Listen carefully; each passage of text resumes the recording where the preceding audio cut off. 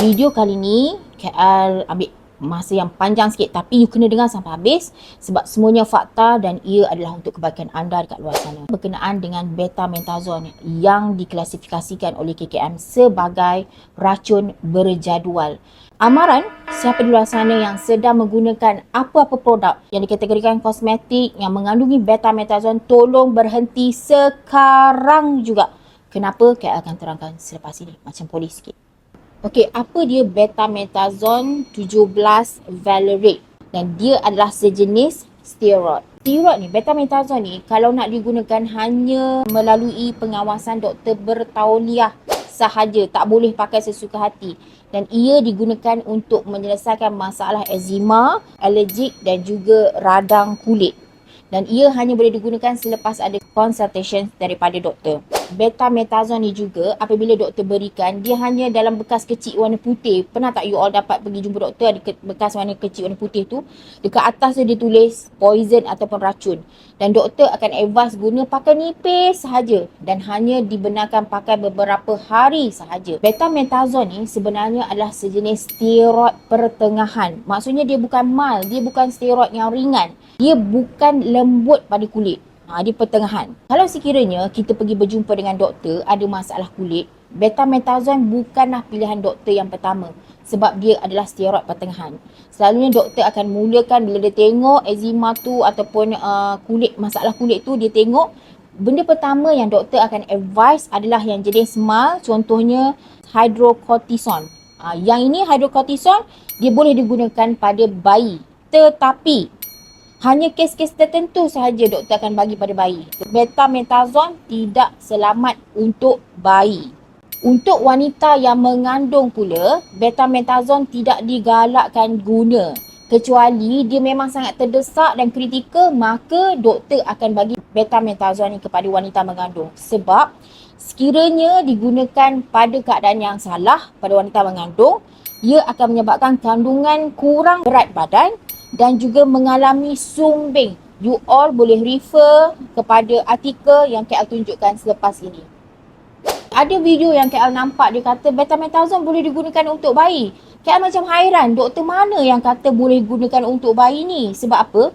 Kalau mengikut kepada artikel daripada website National Health Services UK mengatakan betamethasone ni hanya boleh digunakan kepada kanak-kanak yang berumur 6 tahun ke atas dengan pemantauan doktor. Maksudnya kalau doktor dah tengok dia betul-betul kritikal dan boleh bagi betamethasone. Maksudnya bahaya kan? Dia tak boleh simply bagi kepada kanak-kanak.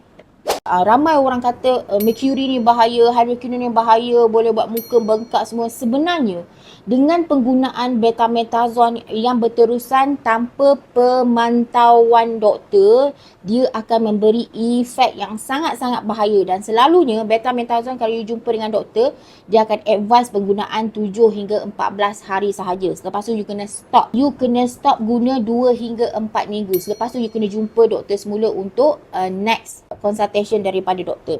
Okey, apa efek sekiranya you menggunakan betamethasone berterusan macam skincare pagi, malam? Yang pertama, kulit you akan menipis. Kita panggil sebagai skin atrophy. Kalau lebih daripada 4 minggu akan mengakibatkan long term damage. Kulit susah nak diperbaiki. Yang kedua, spider vein. Maksudnya jaringan saluran darah bawah kulit you ada possibility untuk pecah. Dan jeragat bertumpuk iaitu hyperpigmentation dan juga stretch mark. Kalau you guna lagi lama betamethasone kepada kulit berterusan 6 bulan, setahun, setiap hari, apa lagi kesan sampingan yang lagi dahsyat? Muka membengkak dan merah. Ada cecair kuning yang akan keluar macam nanah kat kulit, macam jerawat yang nanah-nanah sakit pedih tu. Itu yang akan jadi pada kulit you. Bengkakan di dalam kulit iaitu macam jerawat yang tak ada mata. Tiba-tiba bengkak-bengkak tapi tak ada kepala nanah dia, tak ada. Dia bengkak dalam kulit. And then you juga kalau semakin teruk, dia dah masuk dalam kelenjar darah, kerosakan kelenjar adrenal dipanggil, you akan sakit perut, muntah-muntah, pening kepala.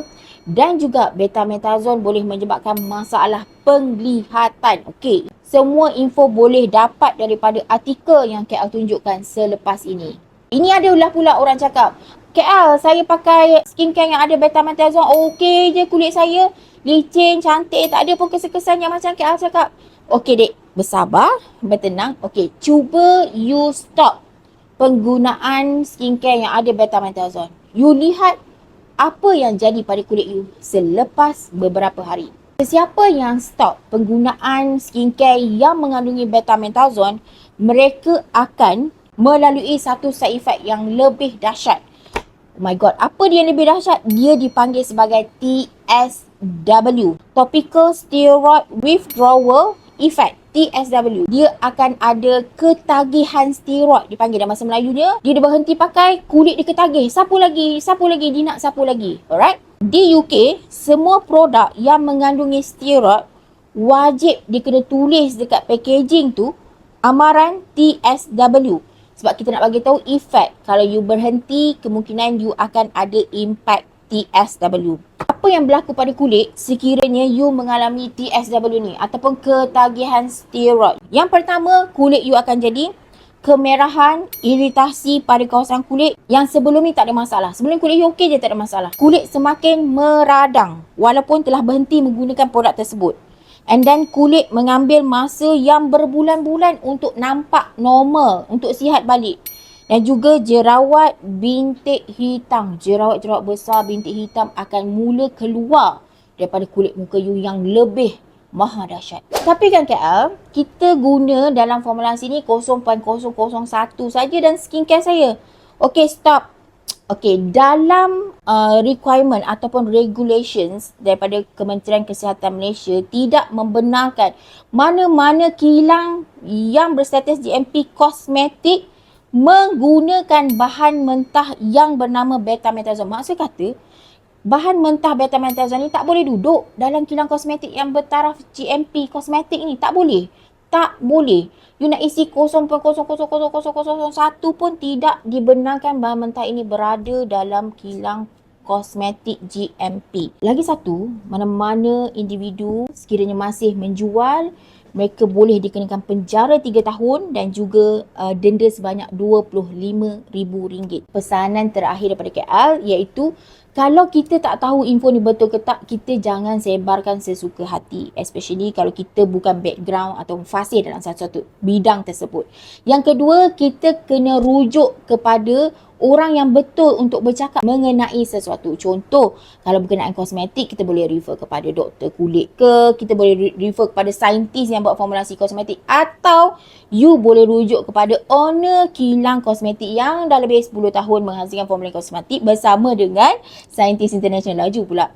Dan yang terakhir sekali, kalau you all kat luar sana nakkan info yang tepat jitu berkenaan dengan latest teknologi halal kosmetik, boleh follow KL sebab ada banyak lagi video education lain yang KL akan kongsikan dengan you all dekat luar sana. So peace.